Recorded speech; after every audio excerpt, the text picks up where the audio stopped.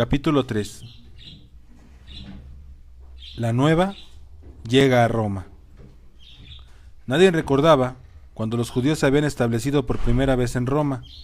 Se sabía que en la época de los reyes judíos, de los asmoneos, cuando estos firmaron un pacto de paz eterno con el Senado romano, la población judía de Roma había súbitamente aumentado con la llegada de mercaderes que comerciaban en grano, higos, especias y aceites de Palestina.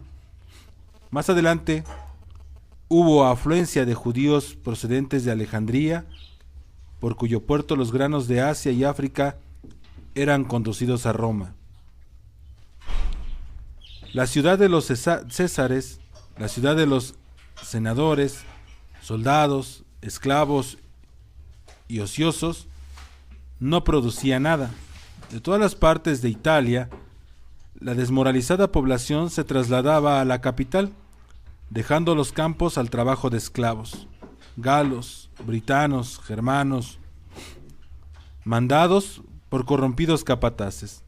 La fertilidad del suelo disminuía de década en década. Italia dependía cada vez más de los despojos de las provincias. Los judíos de la capital pronto se mostraron activos en el vital traslado de provisiones. Mucho antes de la época de Julio, organizaron una congregación en Roma, cuando Pompeyo trajo a Italia gran número de esclavos tomados en el sitio de Jerusalén, y los puso en venta en el mercado italiano. Las congregaciones de Roma y Alejandría pudieron rescatar gran número de ellos. En todo caso, se sabía que los judíos no eran buenos esclavos. Su fe estorbaba para la prestación de un servicio completo, y especialmente su obstinada observancia del Sabbat y de las leyes de alimentación les impedía ser perfectos sirvientes domésticos. Por otra parte, los judíos se hacían notar por su inteligencia, adaptabilidad, habilidad comercial y por sus relaciones internacionales, pues una red de comunidades judías se extendía por todo el imperio y aún más allá. Eran pues excelentes agentes comerciales, mayordomos y administradores, y en tales capacidades eran muy apreciados por los prácticos romanos. Sucedía que muchos romanos no aguardaban a que les quitasen de las manos a sus esclavos judíos, sino que los manumitían por propio acuerdo y los elevaban a posiciones de confianza. A los pocos años, los esclavos judíos de Pompeyo habían traído a Roma, encadenados, constituían en la ciudad un elemento tan poderoso que el gran Cicerón no se atrevía a atacarlos abiertamente en el foro, y cuando se les presentaba ocasión de mencionarlos desfavorablemente, bajaba la voz. Los judíos tomaban parte activa en las elecciones y agitaban en favor a sus propios candidatos entre las masas romanas. Constituían una verdadera fuerza tanto local como internacionalmente, de modo que el César y el Senado se veían obligados a contar con ellos. No estaban sus actividades limitadas a ningún ramo determinado. Eran banqueros, eran también vendedores de especias y perfumes en las calles de la ciudad. Eran mercaderes, buhoneros, actores, herreros, tejedores, tintoreros, sandalieros. Mostraban una gran habilidad en la mezcla de esencias, pues muchos de ellos se habían traído recetas familiares de su país natal, y los perfumes de los judíos se hicieron muy populares entre las matronas romanas. Los judíos de Roma tenían barrio propio en la orilla derecha del Tíber, un barrio densamente poblado, pululante, con casas de vecindad cuyos tejados parecían juntarse sobre las angostas callejas y con innumerables ventanas que vomitaban el espeso humo de trípodes donde destilaban sus perfumes. El dulce olor de la canela y las esencias de rosas flotaban espesamente en el aire. Los olores que tan irresistible atracción ejercían en las mujeres patricias de Roma. Otras tareas que, a diferencia de las delicadas destilaciones de perfumes, no eran preciso hacer dentro de los límites de una pieza, se realizaban a la manera de los orientales. en las calles o sobre los montones de basura de los pequeños patios, y las habitaciones se usaban solo para dormir. A todos se les podía ver fuera, a los orfebres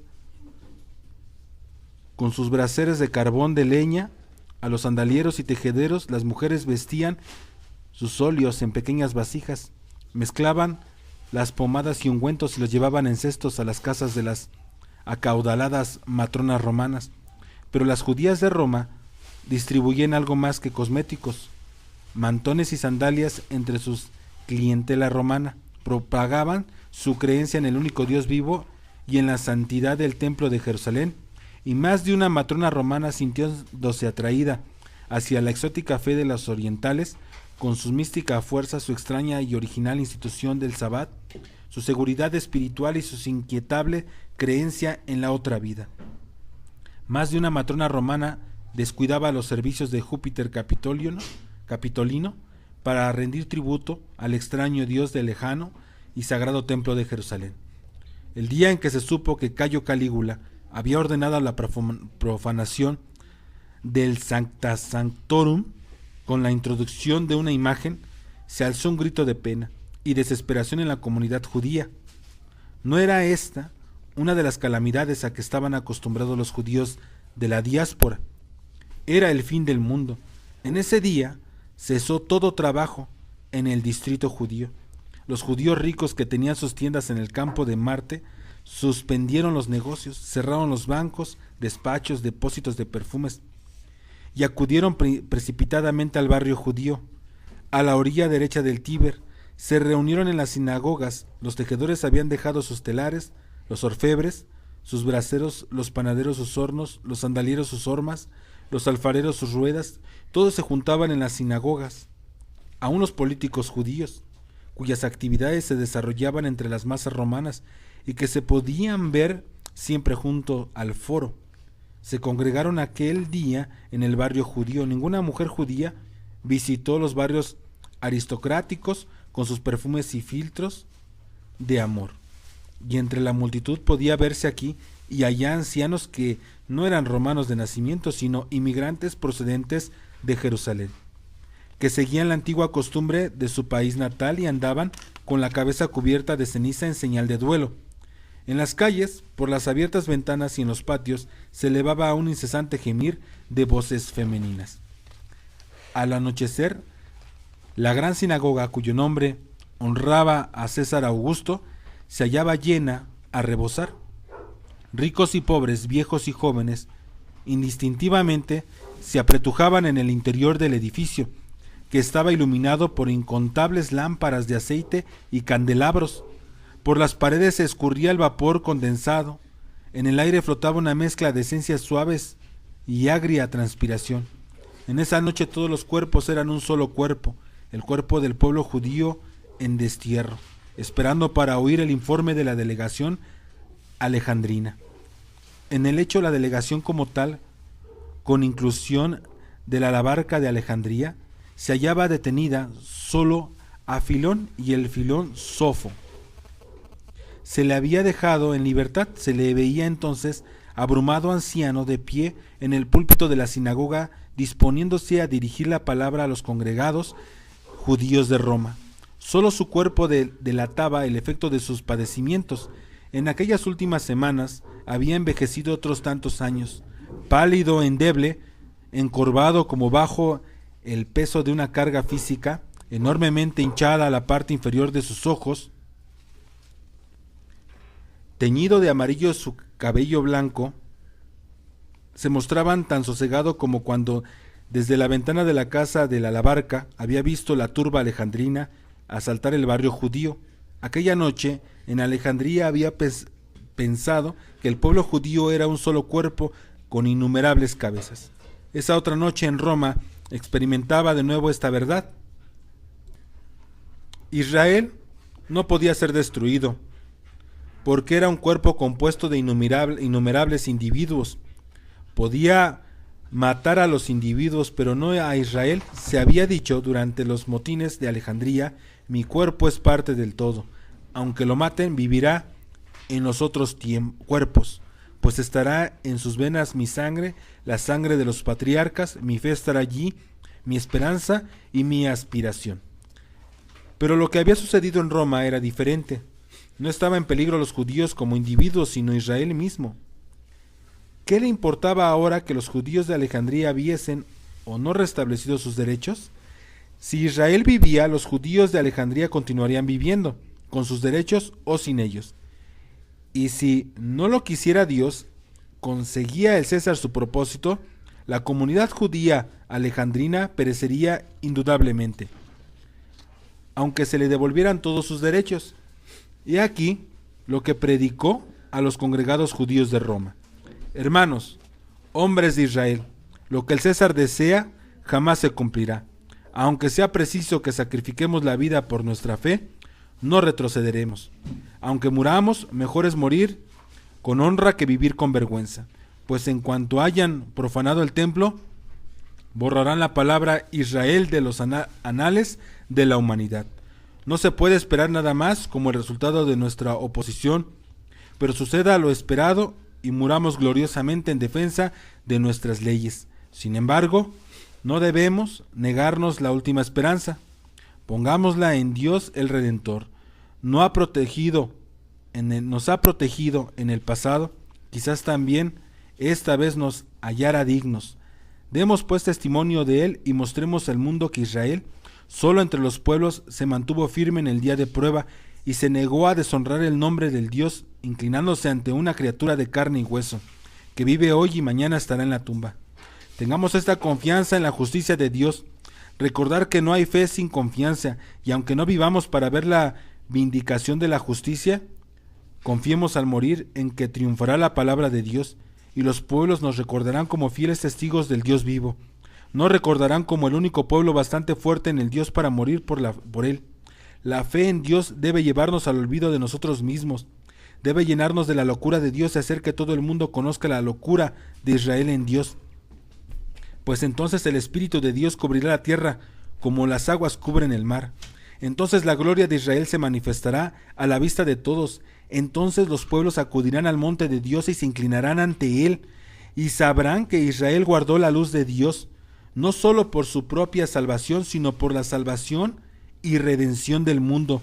No es por nuestra causa, por lo que guardamos, como las pupilas de nuestros ojos, la santidad confiada a nosotros, sino por la causa de todo el mundo cuya herencia será.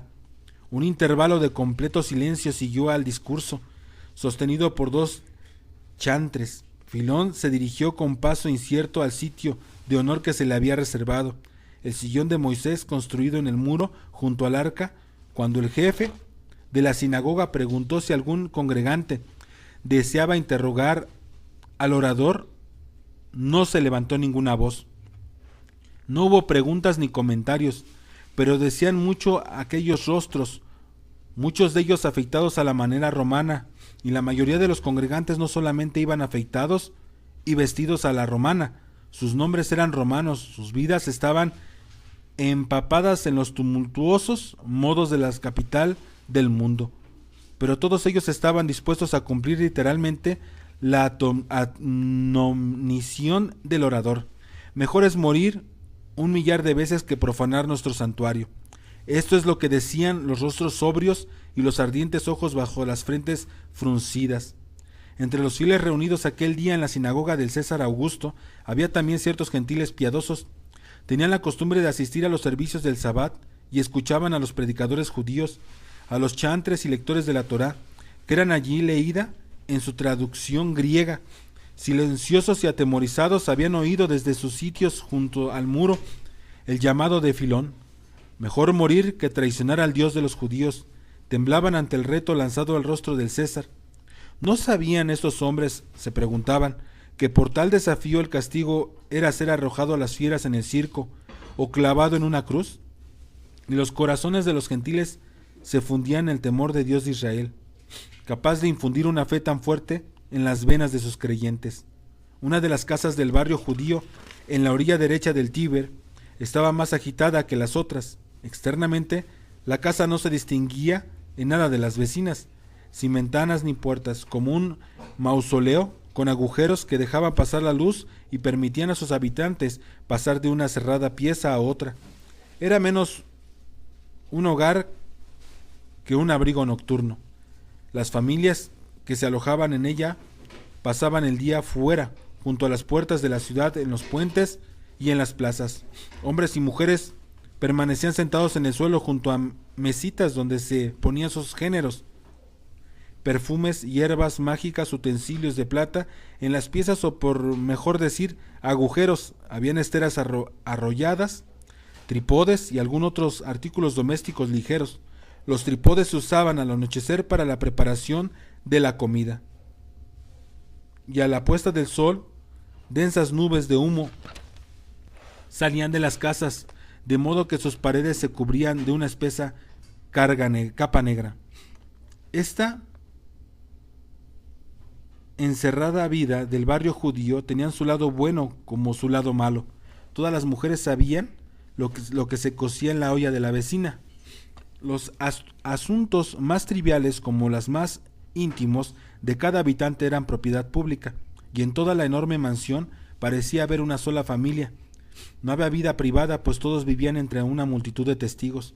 El olor de los guisados pasaban de pieza en pieza junto con las conversaciones pacíficas o las ruidosas maldiciones. El sistema de canales subterráneos de Roma no se extendía a este barrio. En los días de trabajo el distrito era harto fétido, pero en el sabbat y en otras fiestas, cuando se preparaban las comidas especialmente suculentas en las piezas sin ventanas, el olor se hacía insoportable.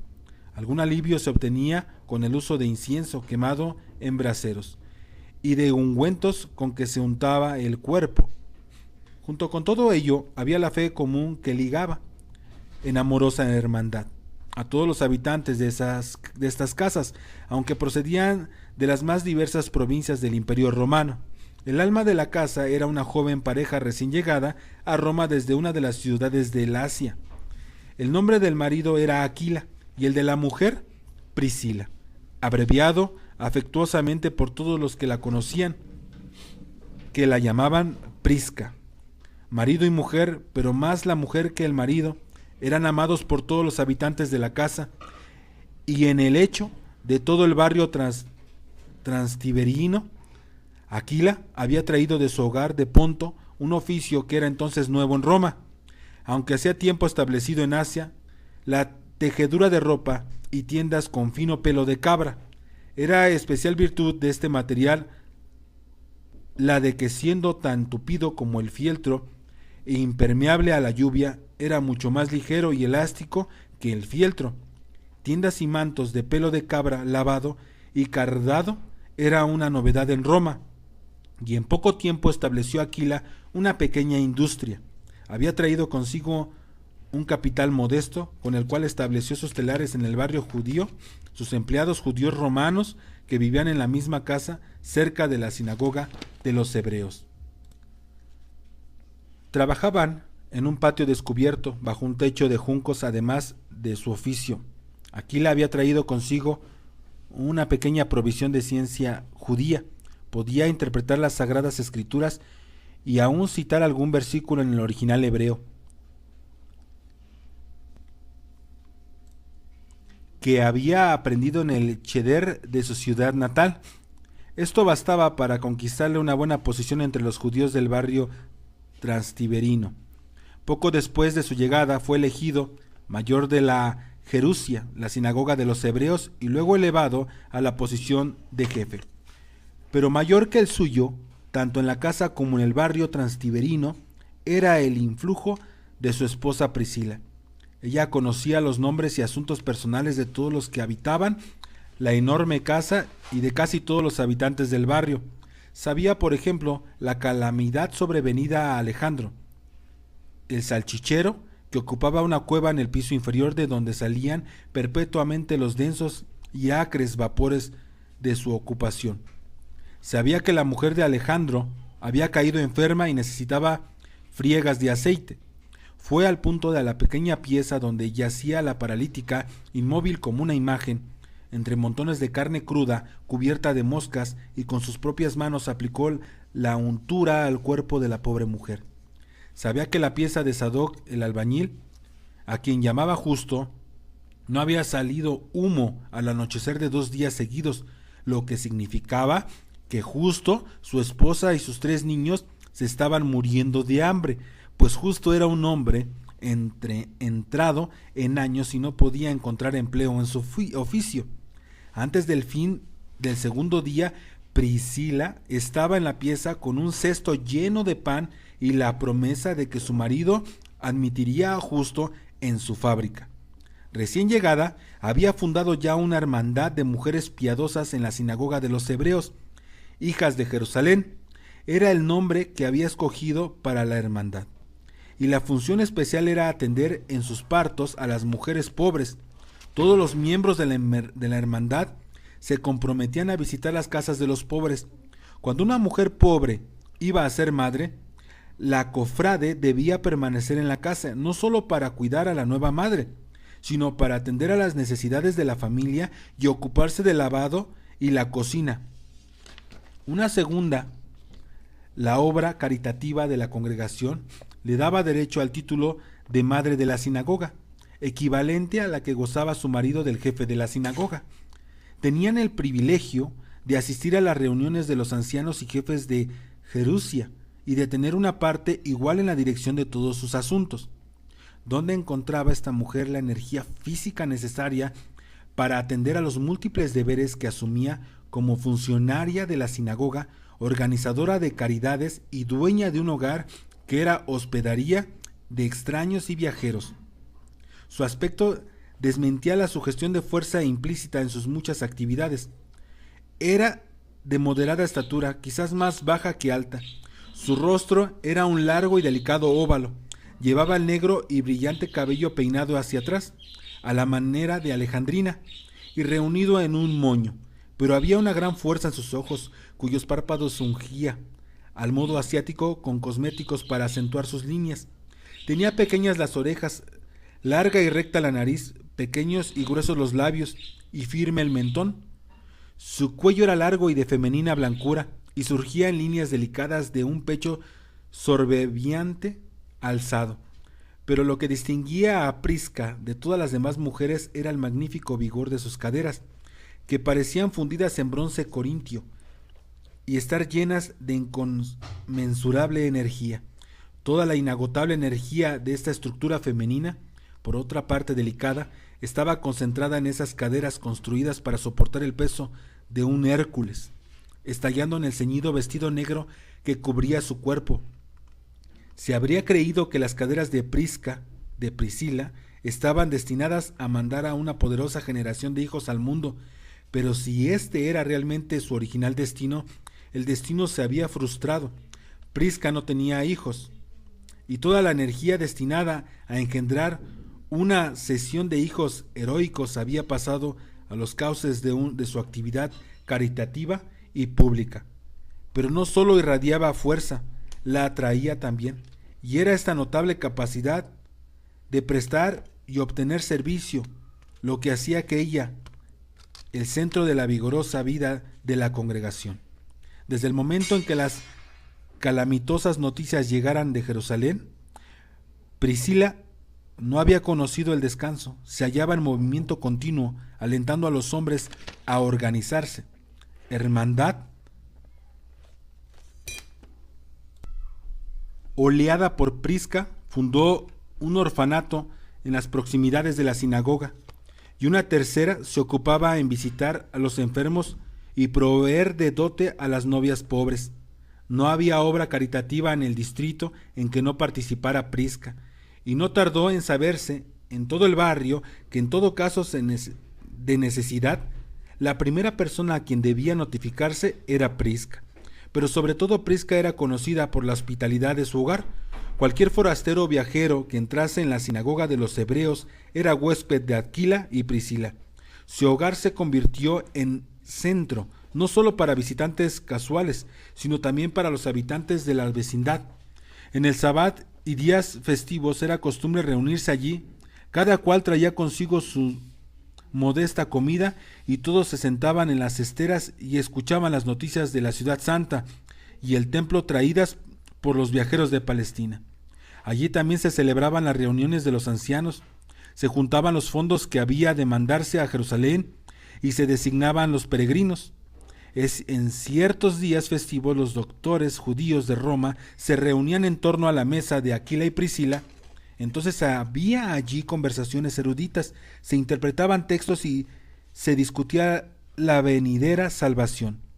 Y la maravilla mayor era que, entre los doctos que citaba este o aquel versículo de la Sagrada Escritura, y hallaban una indicación de salvación en esta o aquella expresión profética, figuraba también la dueña de casa, pues como sucedía más de una vez en los países orientales, la mujer era más versada que el marido en santa doctrina, y en este caso, más que la mayoría de los que construían la congregación, Priscila era hija de un doctor y durante muchos años había oído doctas conversaciones en la casa de su padre. Sabía de memoria muchos versículos de Isaías y Amós y otros profetas que habían predicho la venida del Mesías. Este, al parecer, había sido tema favorito entre los amigos de su padre. No le era tampoco extraña las leyendas y las leyes. Podía, pues, participar en su casa en las discusiones de los doctos. Esto era menos notable entre los judíos de Roma y de la diáspora en general, donde la posición de la mujer era más próxima a la igualdad con la de los hombres que en la misma Palestina. La ciencia de Priscila y todavía más su actividad para la resistencia contra cualquier tentativa de introducir la imagen del César en la sinagoga, la congregación judía de Roma puso guardias a las puertas de las sinagogas y Priscila hacía la ronda como un comandante.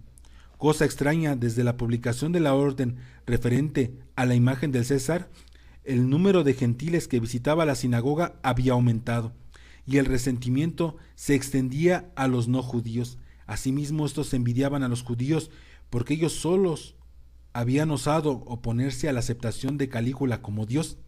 Tampoco descuidaban Priscila el sacar partido de estos sentimientos de rencor y envidia.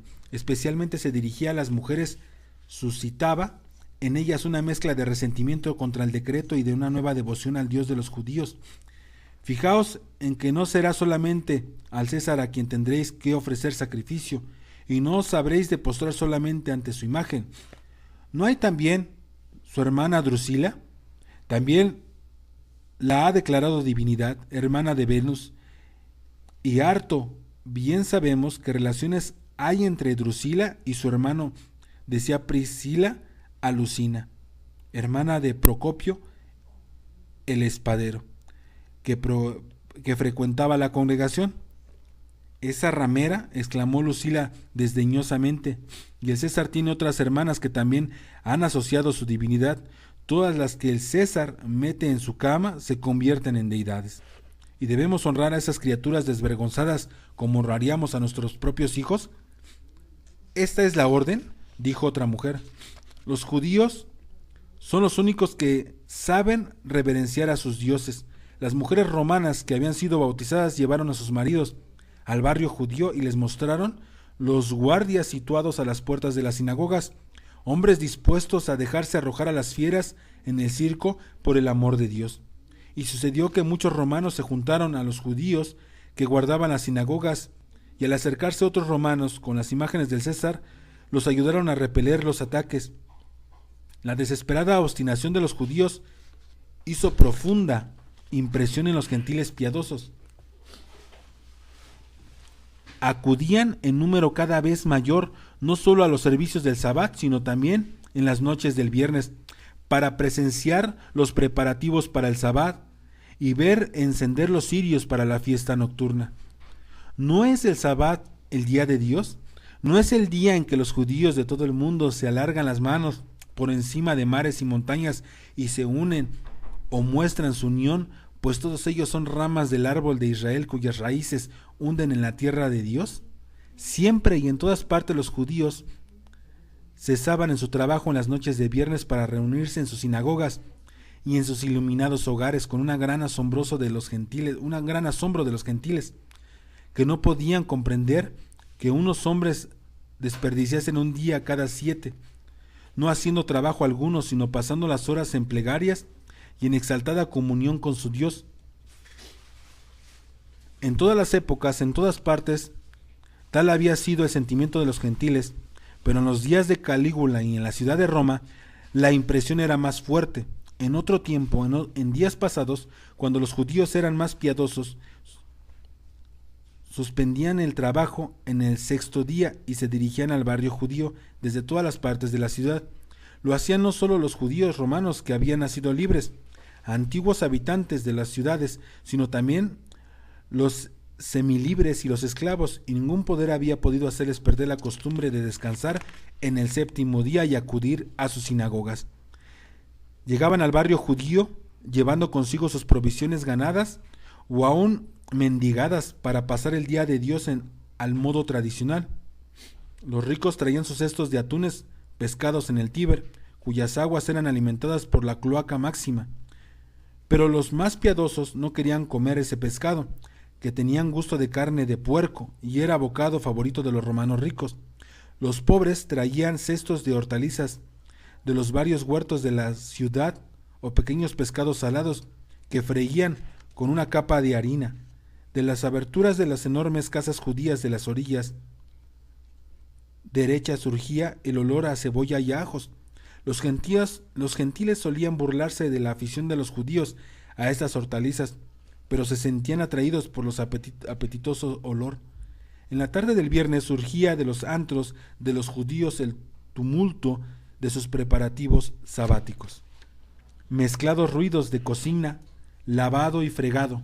Luego, al anochecer, las delgadas candelas, los modestos pabilos que ardían en las planas vasijas de tierra, puntuaban la oscuridad de toda Roma. Sabían que los judíos habían empezado la celebración del Sabbat. Aquel viernes, Priscila se preparaba para el Sabbat con especias, con especial devoción. Habría un contingente de invitados extraordinariamente grande. Había invitado, además de los obreros de la fábrica de su esposo, casi a la mitad de los miembros de la sinagoga. Todo esto en honor al visitante que había llegado con extrañas nuevas de la ciudad santa. Todo judío procedente de Jerusalén era huésped bienvenido entre los judíos de Roma, que estaban ansiosos por conocer los últimos informes referentes a la ciudad y el templo. Este visitante de la Tierra Santa había aparecido en Roma unos días antes y se había presentado en la sinagoga. Era uno de los que había informado a los judíos romanos del decreto de César, que ordenaba colocar su imagen en el Sancta Sanctorum del templo de Jerusalén. Pero él, único entre los delegados, había hablado de algo más. Había insinuado una nueva fantástica que producía en la congregación un estremecimiento de esperanza, una nueva que los hombres no osaban aceptar como realidad para no contaminarse, una nueva con que sólo se soñaba en momentos de exaltación sabática, la nueva de que se había revelado el Mesías y empezado la redención. No declaró la nueva abiertamente, no la hizo tema de sermón en la sinagoga, no poseía autoridad para hacer pública proclamación de la nueva, pero era de los que creían que el Mesías había venido ya, que habían sido bautizados en su nombre y que cumplían los mandamientos promulgados por el Señor cuando se hallaba entre los vivos. Era de los que vivían en la constante esperanza de que el reino del cielo estaba ya a punto de empezar. Se hablaba ya de ese visitante entre los judíos de Roma. Hablaban de él, no abiertamente ni en las sinagogas ricas como la del César Augusto o la de los judíos alejandrinos, sino secretamente en las pequeñas casas de oración de los pobres. Había cuchilleros, insinuaciones, circulaciones de rumores, y con rapidez, fulminante se supo que lo que el forastero había traído consigo de Jerusalén era la nueva de la venida del Mesías. También Priscila y Aquila habían oído hablar de este hombre extraordinario y le rogaron que acudiera a la sinagoga de los hebreos en la tarde del viernes. Como siempre, un visitante de la sinagoga era invitado a su casa, y por este hombre Había Priscila hecho preparativos especiales e invitado a su casa a la mitad de los miembros de la congregación. Esperaba que ante tal asamblea el forastero hablaría francamente y en detalle acerca del Mesías y la nueva hermandad de creyentes que brotaba en todas las partes de la diáspora. Aquella noche estaban encendidas todas las lámparas en el hogar de Priscila. Las esteras de pelo de cabra cubrían el suelo. Los judíos no comían al modo de los romanos, recostados en lechos bajos que rodeaban la mesa. Por lo menos, solo los judíos ricos imitaban a los gentiles en esta práctica. Los pobres conservaban las costumbres del país de origen. Estaban sentados en las esteras que cubrían el suelo. Los más viejos y honrados tomaban los manjares de una mesa baja. Los demás, los más jóvenes y los menos conspicuos, permanecían de pie junto a las paredes, las mujeres en la puerta. La mesa estaba cubierta por un mantel blanco, recién lavado, costumbre introducida por los judíos. Sobre el mantel había una lámpara de aceite, cuya luz se reflejaba en el jarro del vidrio romano que contenía el rojo vino de dátiles. Junto al jarro estaba la copa del dueño de la casa. La mesa estaba llena de los platos que las mujeres habían preparado, verduras, pescado frito, panecillos. El dueño de la casa dio la bendición del sabbat, usando su propia copa donde estaban grabadas las columnas del templo y un candelabro. Esta copa se enterraba siempre con el jefe de la familia para atestiguar que había observado las santidades del sabbat. Terminada la bendición, la asamblea participó en la comida común. Siguió el canto de ciertos versículos de los salmos. Finalmente, el visitante, sentado a la cabecera de la mesa junto al padre de la sinagoga, empezó a exponer la nueva del Mesías. El nombre del visitante era Andrónico, nombre griego, y el griego era su lengua materna, pero con todo era un judío de Jerusalén. Y Jerusalén se leía en sus rasgos, Jerusalén hablaba en sus aspectos y sus gestos. Era uno de los Ebionim, como se llamaban a los creyentes desde que Reb Jacob ben José tomara su dirección. Era uno de los miembros más antiguos de la congregación y le había sido concedido oír al Mesías mismo predicar en Jerusalén cuando todavía estaba entre los vivos. Habéis de saber, hermanos en Israel, empezó, y su cuerpo oscilaba hacia adelante y hacia atrás como una caña en el viento, de modo que su barba y sus aladares iban de aquí y allá, y todo su cuerpo era como una llama cantadora. Según está escrito, todos mis huesos alabarán al Señor. Se cerraban sus ojos con éxtasis, y su rostro estaba pálido, pero con la palidez de un frío, blanco fuego interior. Habéis de saber, hermanos, en Israel, que el santo Mesías del Dios de Jacob vino a nosotros, pero a causa de nuestros múltiples pecados no le conocimos. No éramos dignos de conocerle, no estábamos preparados para su misión. Así pues, el justo fue entregado a los gentiles, que hicieron con él según su voluntad, le sometieron a la tortura y le infligieron sufrimientos a que no alcanzara la imaginación del hombre, como los profetas lo predijeran de él. Presentó la mejilla al verdugo y tendió su cuerpo a los azotes, y murió por nuestros pecados, según está escrito: lleva los pecados de muchos. Sabed también que todo esto fue ordenado por el cielo, por nuestra causa, para que pudiera expiar nuestros pecados, y mediante sus sufrimientos fuésemos rescatados de la muerte, y pudiésemos lograr la redención como los santos profetas lo predijeron, y por su propia voluntad tomó sobre sí la muerte para hacer una pura ofrenda por todos nosotros. Pero sabed también que el justo vive, como está escrito respecto a él, y está con Dios en el cielo, y se mostró a sus discípulos, le vieron como nos vemos aquí nosotros, y los mandó a llevar al mundo la nueva de su advenimiento y la preparación al mundo para él. Pues la salvación vendrá súbitamente, según lo atestiguaron los profetas. Se oye una voz en el desierto, preparad el camino, y la voz del mensajero se oye en las cumbres. Debemos, pues, estar preparados, pues la redención vendrá como un rayo a mediodía.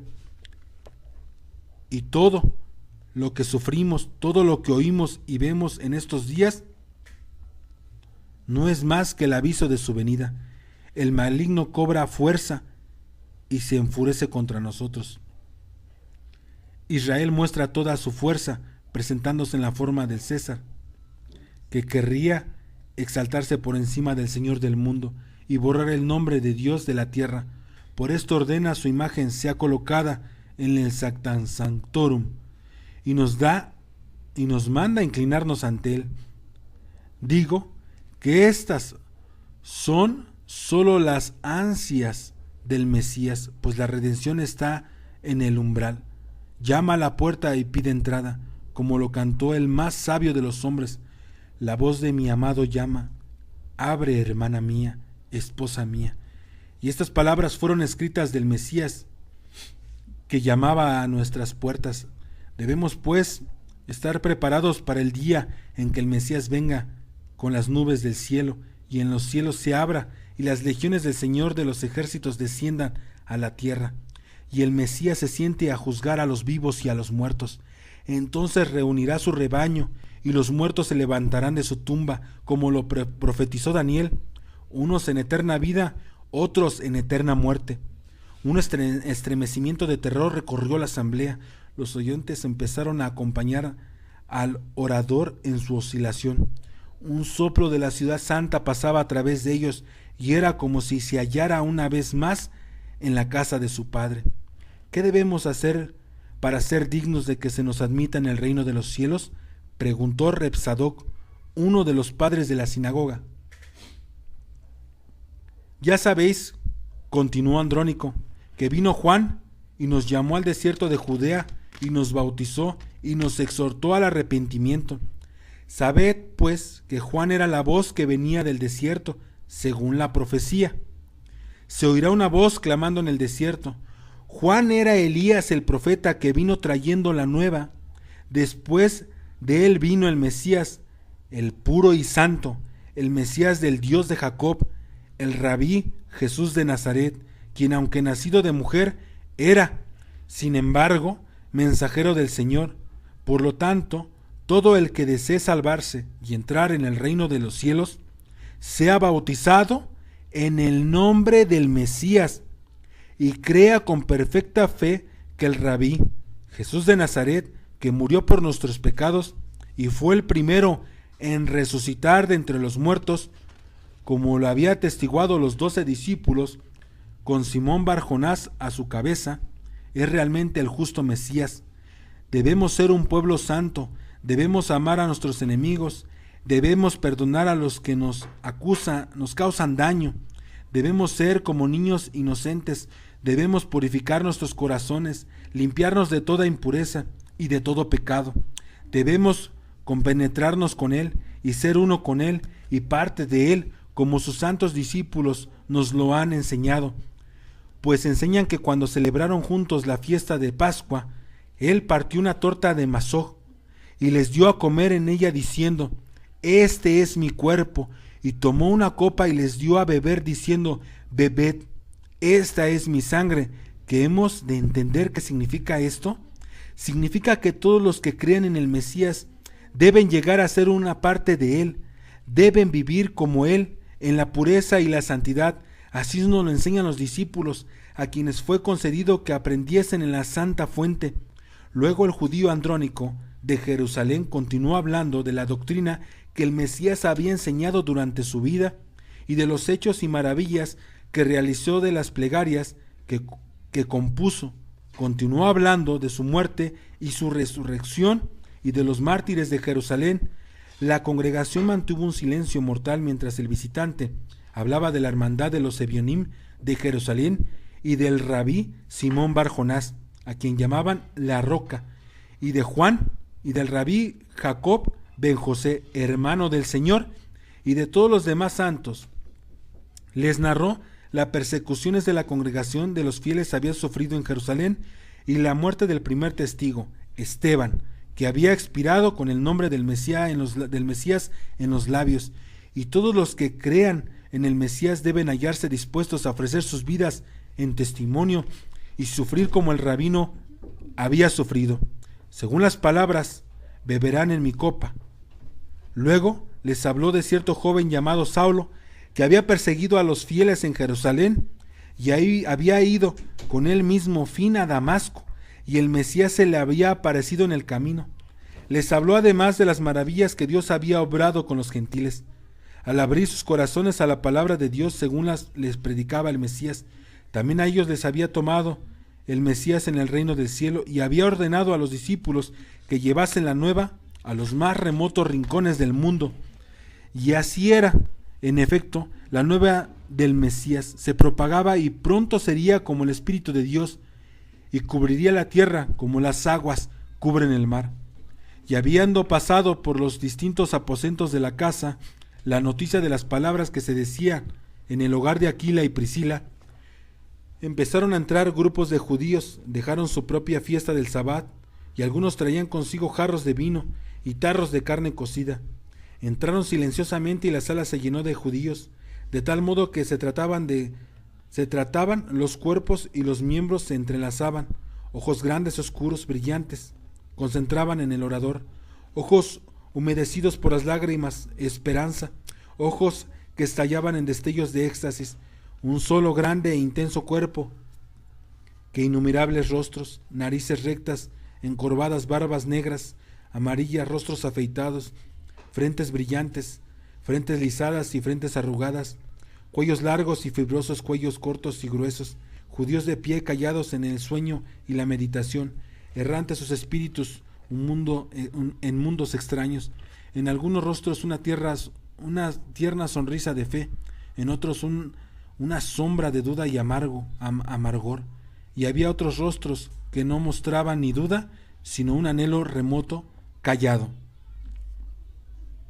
En la mayoría de las lámparas habíase quemado ya la última gota de aceite.